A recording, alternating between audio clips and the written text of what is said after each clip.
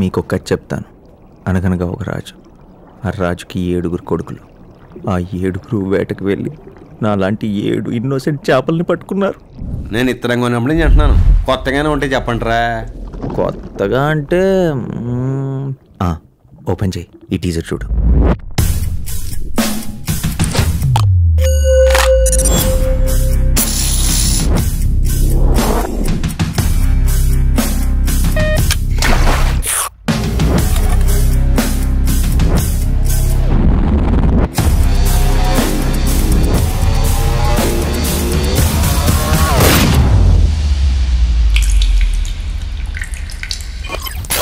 అదిరిపోయింది. ఇంతకీ హీరో ఎవరో? కదే హీరో, అదే టైటిల్.